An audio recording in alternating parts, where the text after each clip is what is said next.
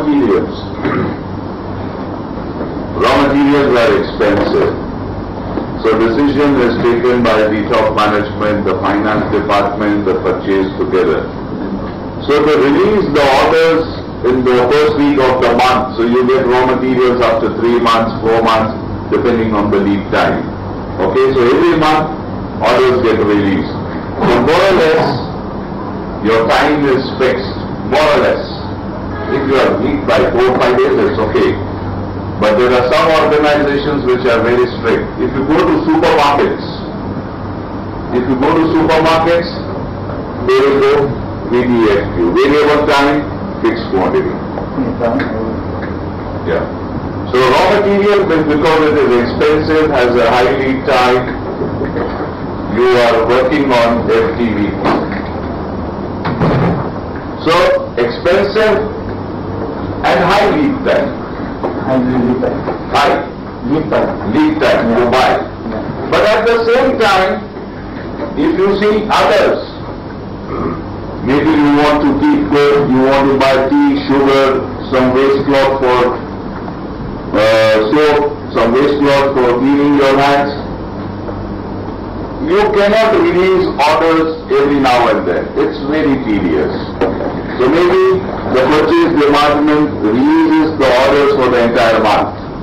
This is my order, this is the quantities I need, we know, so this is.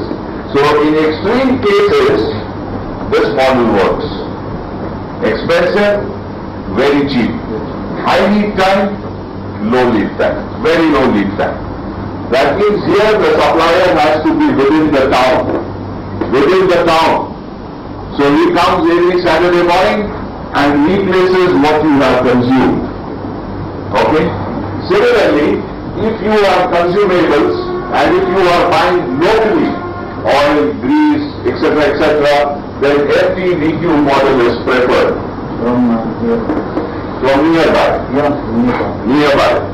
FTDQ model means there is an agreement between the organization and the supplier, MOU, Memorandum of Understanding, that this is the quantity we approximately need, this is the quantity we need for the month, for the week, so come every week, deliver, give your documents, we'll process your invoice. Okay? So both cases 1, 2 and 3, they are driven by FTDQ. 1, 2, 3. Okay?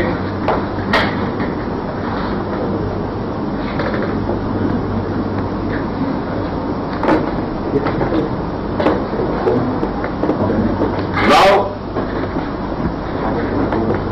finished goods and raw materials,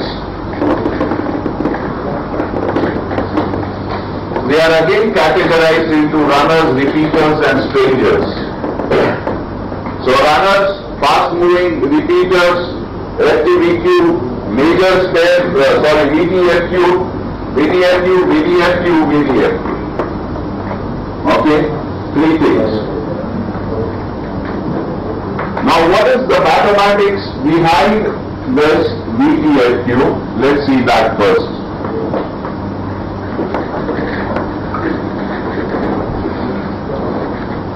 We will take up the simplest way of calculating VPFQ.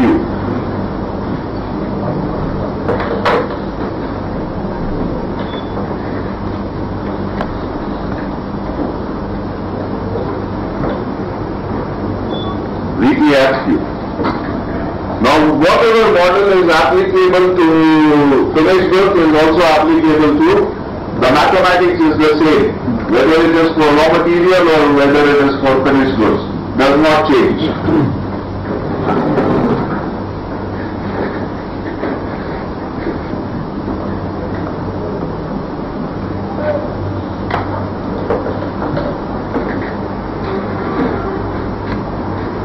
I am doing this for finished goods as an example. Now suppose you had a product P1, and the sales in June was 100, Here it is 125, and here it is, for example, 110. 110. So the total is how much? Calculators please. 335. This is per month. What is, sorry, 3 months. This is the total for the 3 months. 3 months. Now, average per month, how much? 1.6, approximately 112. So what is the average per day?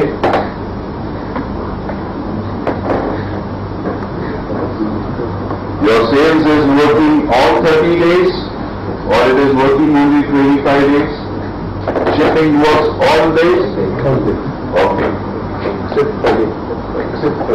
Except Friday. Okay, so you deduct 4 or 5 Fridays. 4 or 5. So 112 divided by 25 will be how much? 4.5. 4.5.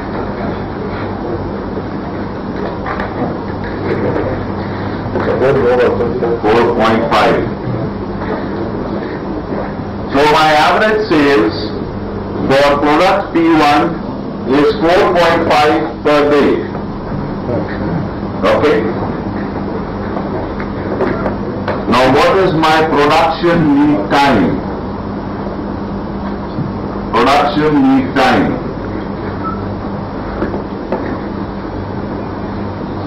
Whenever I take a batch of product P1 and I have a few orders on hand, then when can I deliver this product P1? How many days normally you need to deliver a product? 30 days at least. Differs from plant to plant. But normally our road plan is on 1 year, 1 month. 1 month. 1 month. 1 month? Yes. Is it 1 month? Okay. So my production lead time is 30 days.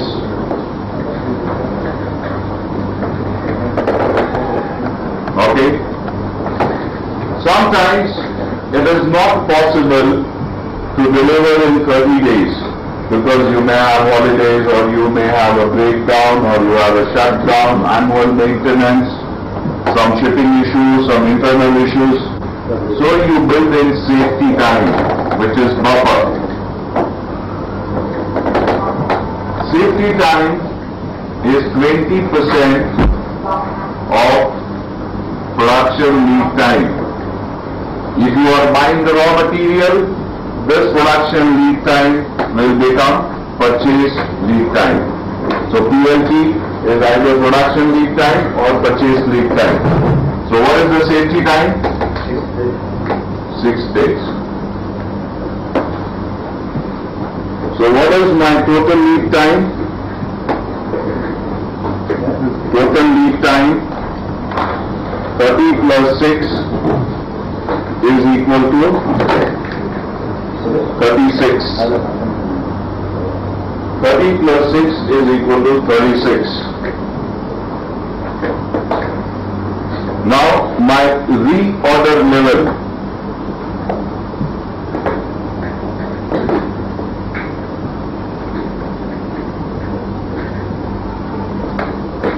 ROL is equal to 36 multiplied by 4.5, which is equal to how much?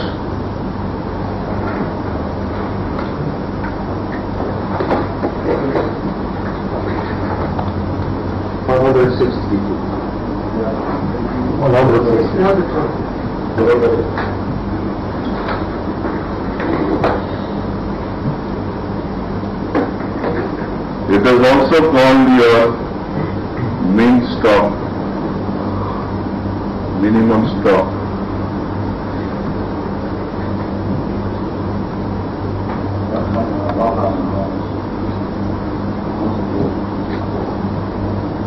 Okay.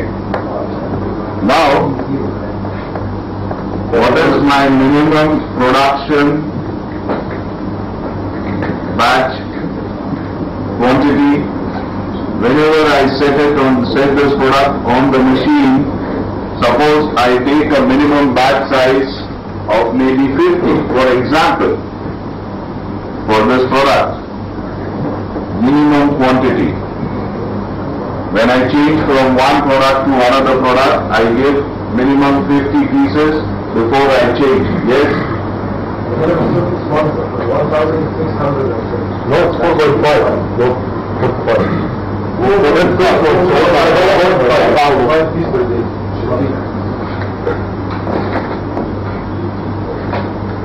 Okay. Now suppose the minimum production quantity is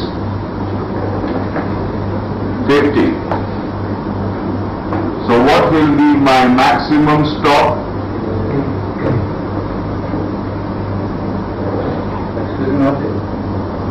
That's also.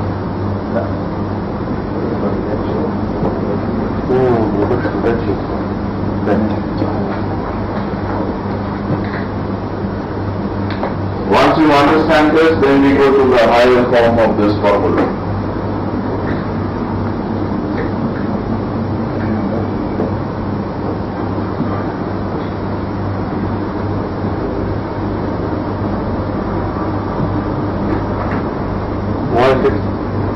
This is an example I have taken here. No one, we add the 50 to this.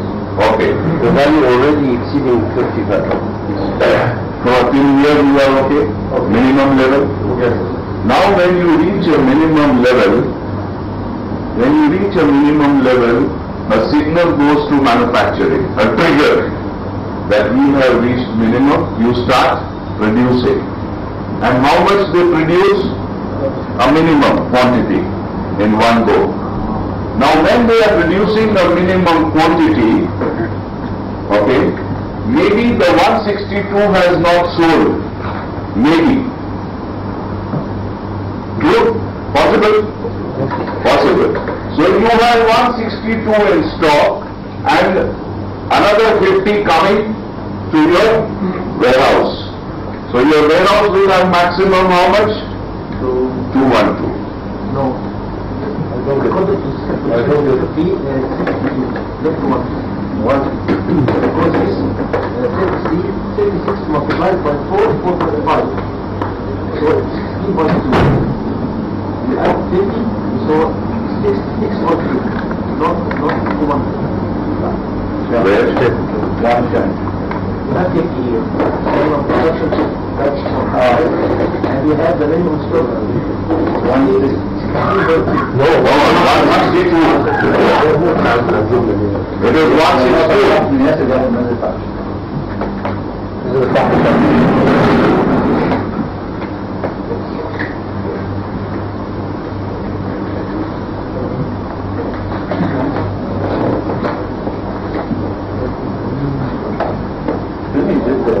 It is not clear, still not clear. And I want to know the concept of production looks like 6 days. Something estimated figure, maybe it is. You have to derive from your records. You have to derive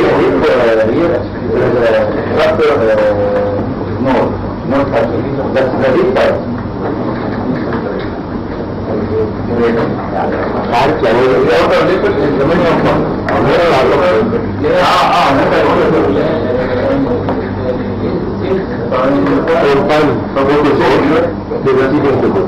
You are purchasing either as a raw material or you are asking the previous process to deliver to you.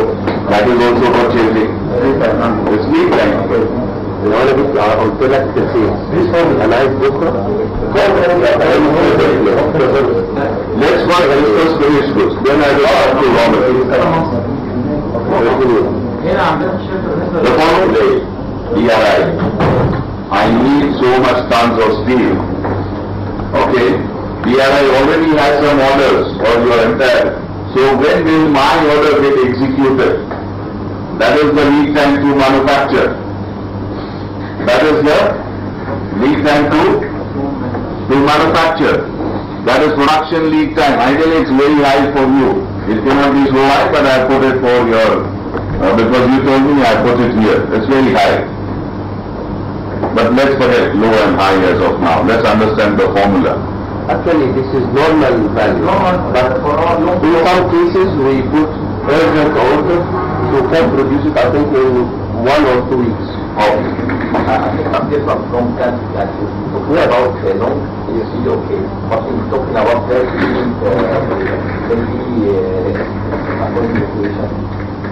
Okay.